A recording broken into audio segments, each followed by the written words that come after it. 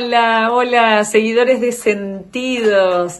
Bueno, una entrevista hoy para poder llevar adelante esta concientización sobre la prevención en la salud.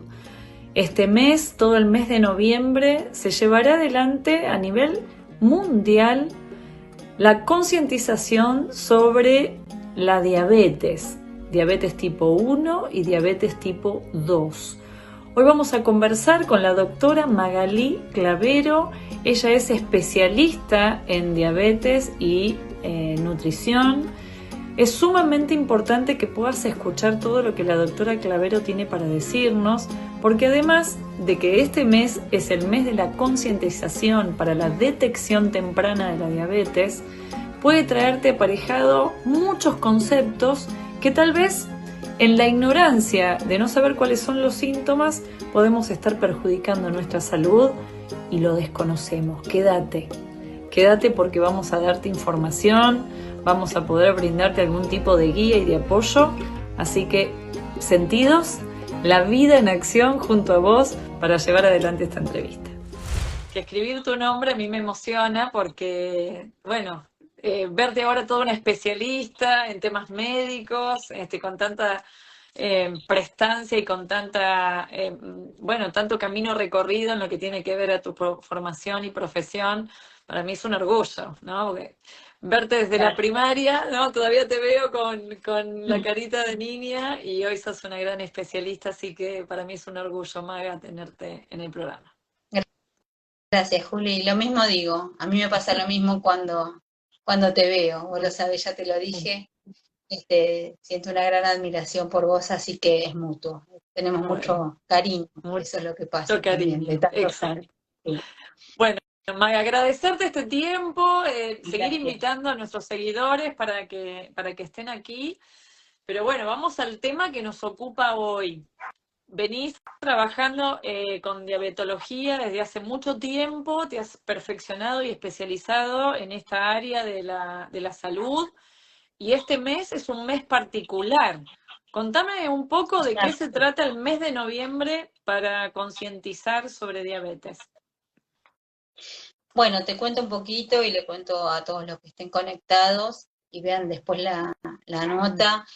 Para nosotros que somos personal de salud y más los especialistas en diabetes, es importante porque desde hace ya varios años eh, se utiliza el 14 de noviembre como un día especial para conmemorar, la diabetes, la enfermedad, ¿no? Y hacer distintas actividades que tengan que ver con todo lo que tiene lo que podemos hacer nosotros como médicos, como especialistas, como enfermeros, como personal de salud en general, para ayudar a estos pacientes que conviven con esta enfermedad y concientizar al que no la tiene, que no la tenga, Claro, básicamente, ¿no es claro. cierto?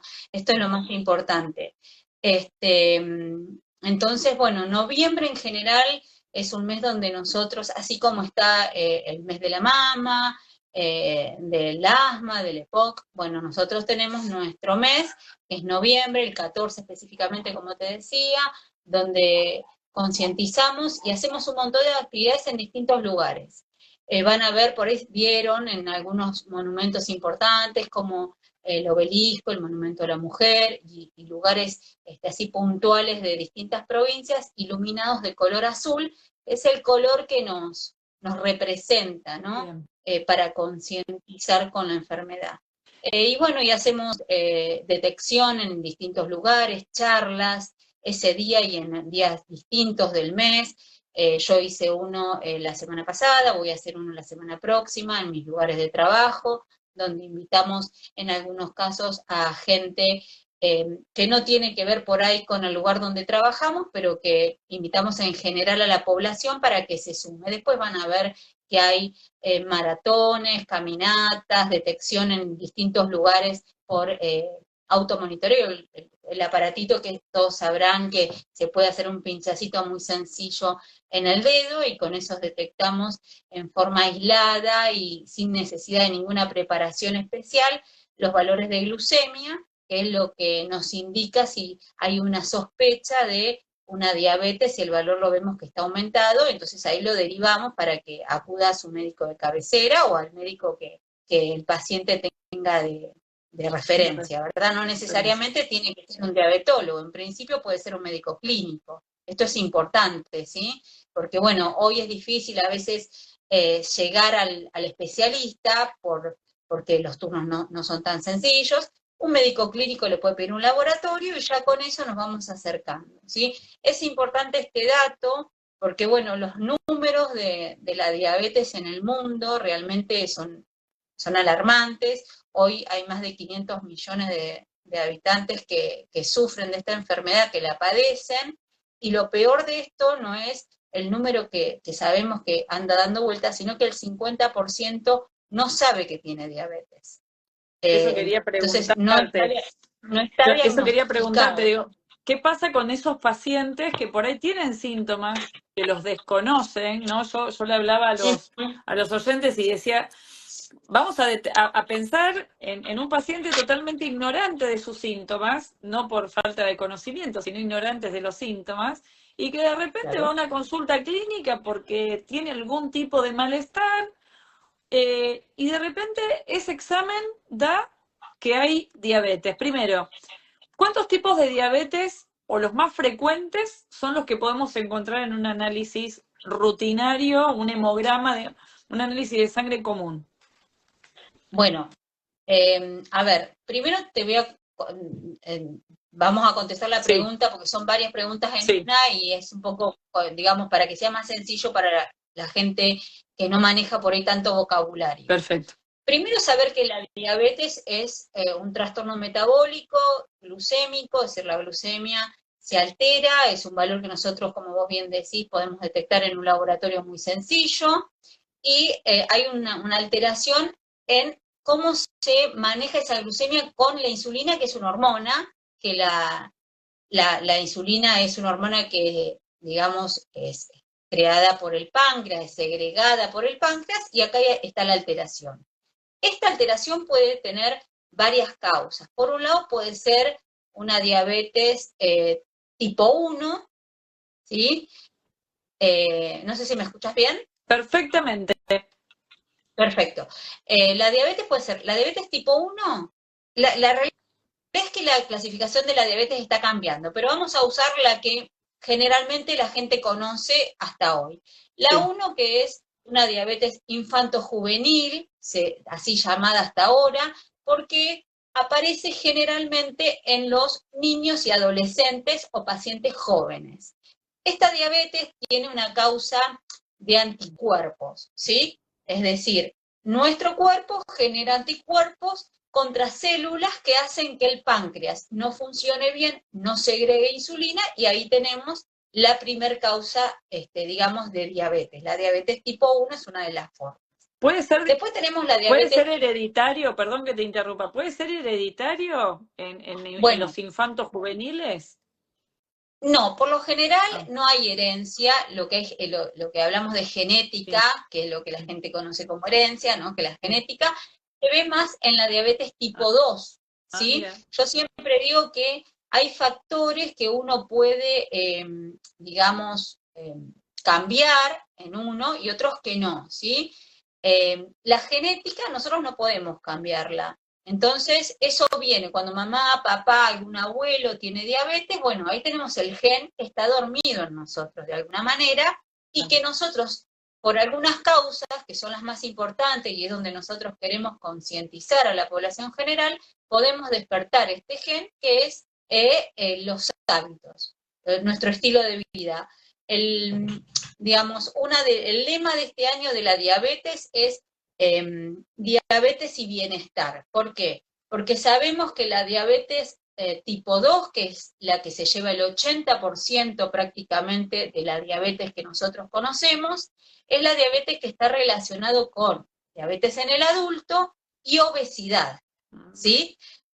Es esa diabetes que nosotros sí podemos evitar. La diabetes tipo 2 es esa diabetes que está subdiagnosticada, como yo te decía, hay un 50% de gente que tiene diabetes y todavía no se enteró, y son muchos, y van a ser muchos más si nosotros no tomamos cartas en el asunto, si nosotros no concientizamos que la obesidad es una enfermedad digamos, que se relaciona con otras enfermedades y todas son graves, ¿sí? Porque la obesidad te trae diabetes, te trae hipertensión, te trae hígado graso, y la hipertensión y la obesidad y la diabetes te traen otras enfermedades cardiometabólicas como el infarto, el ACV, enfermedad renal, alteraciones visuales, son pie diabético, son muchas enfermedades que podemos evitar. Y acá hay un dato importante. Cuando nosotros hacemos un diagnóstico reciente de diabetes, de reciente inicio, hay un 25 o un 30% de pacientes que si hace un cambio de hábito constante, continuo, es decir, alimentación saludable, ejercicio físico diario, descansa bien, no fuma, tiene una vida, digamos, controlada, prolija, con horarios de alimentación que sean cuidados, sino que me acuesto a las 4 de la mañana, me levanto a las 2 de la tarde, ceno a cualquier hora, almuerzo, eso es muy importante también, ¿sí? El orden de las comidas, el orden. El 30% de estos pacientes puede tener una remisión de la enfermedad.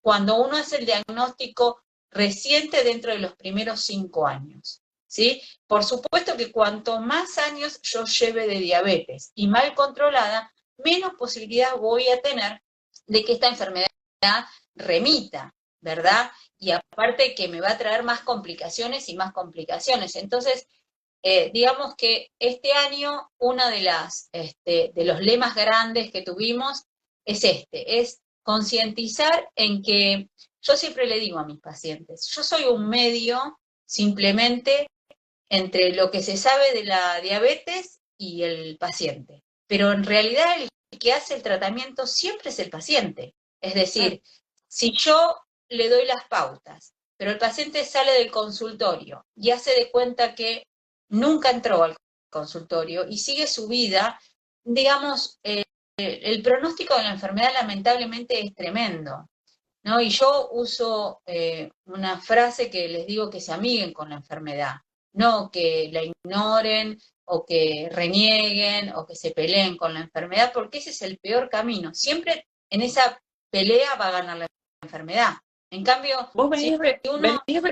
sí, perdón, Maga, vos venís remarcando una y otra vez que si no se detecta, y los números a nivel mundial, y me imagino que también en la Argentina, van increciendo, van aumentando, está relacionado con este sedentarismo que ha traído el uso de redes sociales, la pospandemia, que tal vez muchos Total. quedamos ligados a un trabajo virtual, mucho tiempo de estar sentados, sin actividad, muy relacionado a lo digital, puede tener una vinculación con ese tipo de cambio de hábito. Totalmente, totalmente. Nosotros post pandemia vimos, primero que el paciente diabético tuvo una desmejoría general en su salud por un montón de cosas. Una, porque no se acercó al médico, porque hubo un descuido que también tenemos que hacernos responsables, que en muchos casos no tuvimos acceso a los pacientes y no tuvimos cómo manejarlos, sobre todo en lo público, ¿sí? Porque lo privado es otra historia, pero lo público, el paciente no fue al hospital, hubo pacientes que complicaron su diabetes y muchos pacientes que tuvieron debut de diabetes. ¿Por qué? Porque estuvieron quietos, porque cocinaban todo el día harinas, porque comían, porque no salían, porque estaban quietos. Y aparte, viste que cuando uno se queda, ¿no? parece... También se suma la angustia de lo que generó la pandemia, ¿no? Totalmente, totalmente. Cuando me dicen yo tengo una diabetes nerviosa, yo le digo la diabetes nerviosa no existe. Lo que existe es que la diabetes empeora con estados de ansiedad o de angustia o con un duelo grande, ¿sí? Todo eso obviamente que empeora el cuadro de diabetes. Entonces, es bastante complejo, yo entiendo que para el paciente es complejo, a veces la noticia es como un balde de agua fría, porque bueno, obviamente son enfermedades crónicas, pero yo siempre les digo que cambiando hábitos cambian pero el destino total de ellos, de la enfermedad. De hecho, yo tengo pacientes que cuando se adhieren al tratamiento les bajo medicación, pacientes que usan insulina, diabetes tipo 2, y les saco la insulina. Es decir, no es que si yo te pongo insulina, listo, ya está, de acá en más, que es el miedo de muchos, vas a estar con insulina. No, no siempre pasa eso. Depende mucho de los hábitos. Yo recalco los hábitos porque los hábitos son fundamentales porque, como yo les digo, si estás sentado acá, adelante mío, en este momento en el consultorio, es porque quizás haya algo que cambiar sin lugar a dudas, y si nosotros no cambiamos eso, no vamos a tener una mejoría, de ninguna manera. Y después, sacarle la palabra dieta del vocabulario, sino yo no uso dieta, la palabra dieta trato de no usar la balanza tanto en el consultorio. Yo soy también especialista en obesidad y la balanza obviamente es algo que necesitamos, es un objeto que nos guía en el tratamiento, pero no es el objetivo final, ¿sí? Estamos en una época donde, por suerte, la cabeza de los especialistas, sobre todo, está cambiando y tratamos de que el paciente vaya acompañando los cambios no solamente de un número, sino de un montón de cosas, de un mejor dormir, de cosas que puede hacer, de mejoría de las, no sé, por ejemplo, dolores articulares, descansan mucho mejor, no se quedan dormidos en la mesa, ¿sí? ¿Por qué? Porque duermen mejor a la noche. Hay un montón de cosas que uno va cambiando con cambio de hábito y mejoría de alimentación. Entonces, y la alimentación yo siempre les digo, no hay que tenerle miedo a la comida, hay que amigarse con la comida, hay que aprender a comer distinto, hay que aprender a combinar alimentos, a elegir alimentos, ¿sí? Por supuesto que los ultraprocesados, un Pancho, un McDonald's, no hay forma de hacerlo saludable. Por supuesto. Tampoco es que nunca más puedo comer un pancho, Claro. como yo les digo, pero que no sea el hábito el pancho, ¿no es cierto? Claro, que no sea el hábito comida, la comida diaria, que no sea repetición, ¿no? Que sea así como un gusto, como un permitido. Exactamente. Y siempre que el permitido sea pensado, que el permitido sea controlado, ¿sí? Que no sea azaroso, porque bueno, esas cosas se desbordan y un paciente que tiene problemas con la elección de alimentos desborda fácilmente. Es como que el paciente que fuma dejó de fumar y bueno, tiene que estar siempre con la cautela, ¿no? de los cuidados de no volver a eso. Tomar. Entonces, claro. Yo siempre le digo, o sea, si vos toda tu vida comiste mal, el hábito no se hace de un día para el otro, el hábito lleva tiempo, hay que entenderlo, los hábitos se hacen de a poco, día a día, hasta que se forme el hábito. O sea, es tan sencillo como eso y tan difícil como eso, ¿no es cierto? Pero entender que es de a poco, y que la diabetes es una enfermedad que tenemos que diagnosticar, que tenemos que buscar, que, bueno, hay síntomas cardinales que nosotros sabemos que en general los pacientes vienen y te dicen, tengo mucha sed, tengo, no sé, hago mucho pis, me levanto de noche muchas veces, bajé mucho de peso sin causa aparente, no hice dieta y bajé 10 kilos en un mes. Bueno, a ver, un paciente que pesa 120 kilos y en un mes bajó 20 kilos o en 10 días, es un paciente que hay que estudiar y una de las causas principales puede llegar a ser una diabetes descompensada, ¿no es cierto? Entonces, son todos síntomas que, bueno, hay que estar atentos, hay que tener en cuenta y consultar siempre al médico, ¿sí? Nosotros hacemos screening, digamos, el screening está para diagnóstico de diabetes a partir de los 35 años, debería hacerse en todos los pacientes, y si tienen antecedentes familiares, por supuesto antes, ¿verdad? Claro. Y en forma anual. Y después, por supuesto, la actividad física es fundamental. El sedentarismo, como vos decías, trae aparejado todos estos problemas, obesidad, diabetes, y con eso hipertensión, enfermedades circulatorias, todo.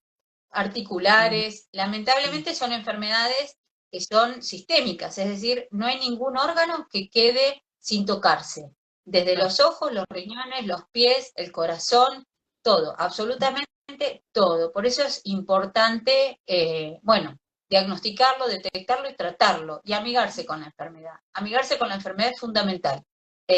Cuando el paciente se hace cargo de lo que tiene, cambia totalmente. A veces se puede solo y otras veces necesitamos de ayuda de algún acompañante, un psicólogo, alguien que nos ayude a entender que, bueno, a veces pasan estas cosas y con ayuda profesional andan muy bien. Con mucha atención estamos siguiendo todos los mensajes que nos envía la doctora Magalí Clavero sobre la prevención y la detección de la diabetes. El Ministerio de Salud de la Nación ha publicado en su cuenta algunos de los síntomas que pueden ser compatibles con diabetes, que quiero compartírtelos.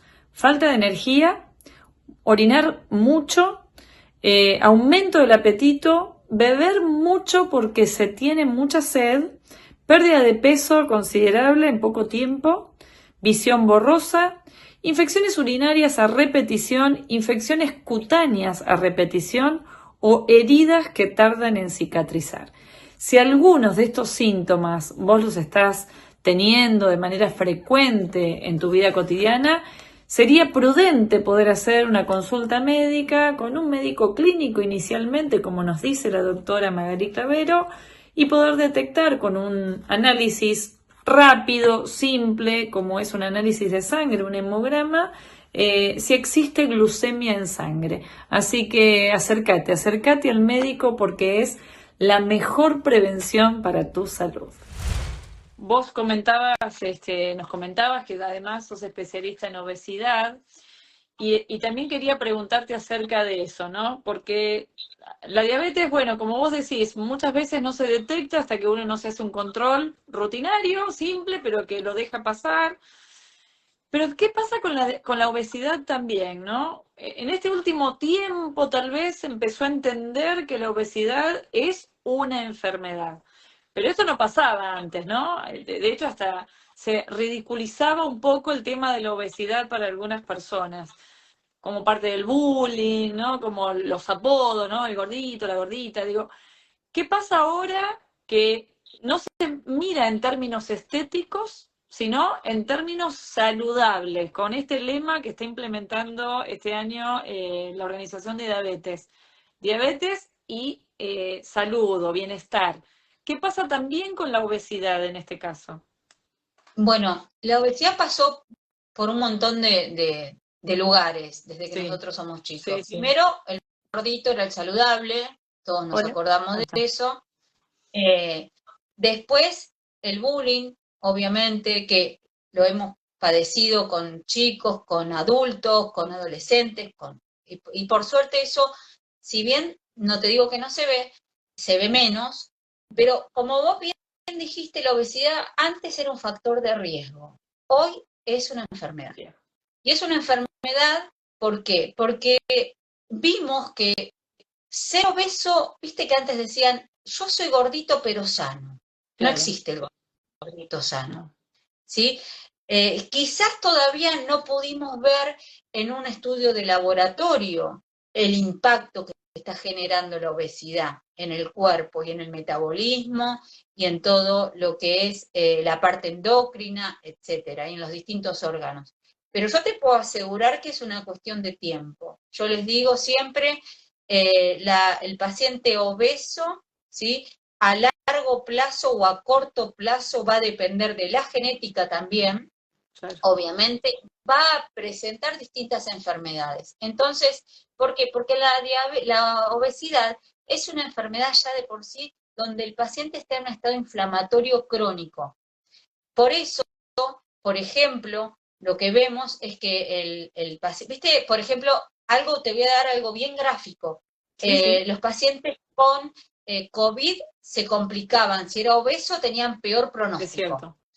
Bueno, lo mismo pasa con las neumonías, por ejemplo. ¿Por qué? Porque el paciente está en un estado proinflamatorio. Todo el tiempo está como, el cuerpo está en alerta, o sea, no está normal, no es un gordito sano, ¿sí? Es un paciente que está en un estado de alerta el cuerpo, donde ya aparecen distintos cambios, que por ahí te hago una glucemia, te sale bien, te hago una ecografía y no tenés hígado graso, pero que si esperamos un poquito seguramente va a aparecer y que es una cuestión de tiempo, ¿sí? Entonces por eso se hace tanto hincapié en los cambios de hábitos y que la obesidad sea tratada a tiempo. Hoy tenemos un montón de, digamos, fármacos, hay muchos fármacos, inclusive en la Argentina, que podemos usar para el tratamiento de la obesidad, o inclusive cirugías como la cirugía metabólica o la cirugía directamente para la obesidad, que es la cirugía bariátrica, que seguramente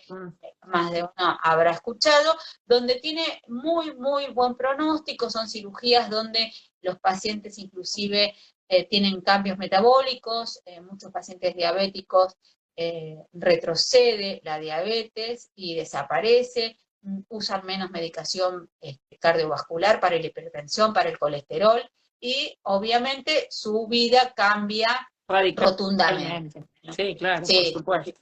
Sí. Bueno, pero Maga, es importante que la obesidad sea tratada como enfermedad, no como si estético no. Claro, claro. Sí, sí, bueno, en definitiva lo que nos estás diciendo en toda esta excelente descripción es que hacer actividad física, salir del sedentarismo, tener una rutina ordenada en la vida, algo que últimamente se nos está descompaginando bastante porque, bueno, diferentes obligaciones, el trabajo, que el celular nos mantiene conectados continuamente con el trabajo, hijos, rutinas de nuestros hijos también, que nos sacan un poco del orden que uno por ahí quisiera tener en la vida adulta. Entonces, el orden, una buena rutina de ejercicios y una rutina de alimentos o una organización nutricional equilibrada serían más o menos los pilares para poder atender tanto la obesidad como la diabetes. Totalmente. En breves minutos, contanos qué es lo que vos nos sugerís en este mes de la concientización para la detección de la diabetes y su tratamiento. ¿Qué tendríamos que hacer después de escuchar esta entrevista? Bueno, me pregunto, ¿estaré bien? ¿Qué hago? O sea, ¿cuál sería tu recetario para estos oyentes que nos van a quedar aquí en Sentidos? Siempre tener una consulta con un médico clínico, primero, porque es quien nos va a pedir un laboratorio, quien nos va a pesar, nos va a tomar la presión, o mínimamente nos va a controlar la glucemia con un laboratorio. Es algo básico, ¿sí? Pensar nosotros también como pacientes o como personas, ¿no es cierto?, si tenemos una vida saludable, ¿no es cierto? Si fumamos, si tomamos alcohol en exceso, si hacemos actividad física, que actividad física es ejercicio, sería caminar un poquito. Yo digo, no les digo que salgan a caminar 1 hora y media si nunca caminaron. Da 2 vueltas de manzana. Ya está. No hacer nada, empezamos con eso. Tener una alimentación variada, ¿sí? Es fundamental, ¿sí? Fundamental que la comida sea hecha por nosotros, ¿sí? No comida comprada. Pero bueno, principalmente esto, acudir al médico, tener un control para poder detectar. Eso, es una glucemia de detección, un control, y si puedo, bueno, obviamente acudir a un nutricionista, a un especialista para que me ayude con la elección de alimentos, actividad física, descansar es fundamental, ¿sí? Sí, claro. Descansar es fundamental. Muchas veces la obesidad tiene relación con la falta de descanso, ¿sí? Hay estudios hechos en relación de la falta de descanso o pacientes que tienen el sueño alterado, ¿sí? Cuando, bueno, dormimos al revés, digo yo, ¿no? De día y de noche trabajamos, pacientes son más difíciles, ¿sí? Pero no es imposible, hay que tratar de acomodarse. Pero bueno, en la medida de lo posible, tener un sueño ordenado, es fundamental. Bien, bien. Bueno, Maga, la verdad es que nos has dado unos grandes tips para empezar. El primero, Bueno, el autorreflexión, cómo estoy haciendo de mi vida dentro de mis horarios, fundamental. Ahora nos viene bien. el tiempo lindo, ya se nos está aproximando el verano para poder tener caminatas sostenidas, para comer o incorporar alimentos más que tengan que ver con las fibras, con las verduras, ¿no? Que por ahí durante el invierno nos alejamos un poco Es de eso y rico, ahora el verano nos invita a una ensaladita, a frutas, ¿no? totalmente.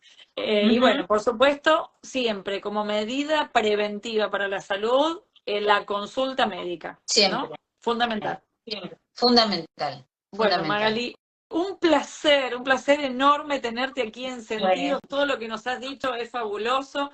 Creo que vamos a gracias. llevar a la reflexión a muchos oyentes, así que agradecerte nuevamente. No sé si querés avisarnos algo, algún evento particular, algo que suceda en Buenos Aires. Recordá que nosotros estamos en la provincia, en el interior, en Quequén, pero que seguramente lo que tenga que ver con las regiones sanitarias van a llevar adelante un mismo protocolo. Sí. No, en general, consulten en los hospitales, generalmente en noviembre, ténganlo en cuenta para los próximos noviembres que tengamos, ¿sí? Los próximos años. Hay muchas campañas, se hacen muchas detecciones, charlas, asistan a las charlas, porque aunque uno piense que, bueno, más o menos sabe todo, ¿no? Porque mi abuelo era diabético, mi papá es diabético, les puedo asegurar que ni siquiera nosotros que somos especialistas sabemos todos y todo el tiempo tenemos que escuchar charlas. Así que siempre que escuchen una charla, que vean una charla, que se enteren de algo, participen porque, bueno, son muy útiles. Muy bien. Magali, un placer enorme. Gracias por tu tiempo, Gracias, gracias por estar en gracias por la Sentidos. invitación. No, Gracias. un placer para mí. Espero que te haya gustado la entrevista con la doctora Magali Clavero y que te hayan quedado claros 4 de los pilares en los que ella fundamenta su intervención médica. Primero, consulta médica. Segundo, orden en las comidas, con comidas equilibradas. Orden y rutinas para poder descansar mejor y actividad física. Si te parece que es momento de replantearte cuáles son tus rutinas diarias, tu estilo de vida, tu estilo de alimentación, el mes de noviembre te trae aparejado una alarma para que puedas hacer los controles necesarios. La prevención en la salud salva vidas. Esto es Sentidos, la vida en acción, y nos seguís por aquí, por Agenda Necochense, lunes, miércoles, sábados y domingos a las 20 horas. Gracias.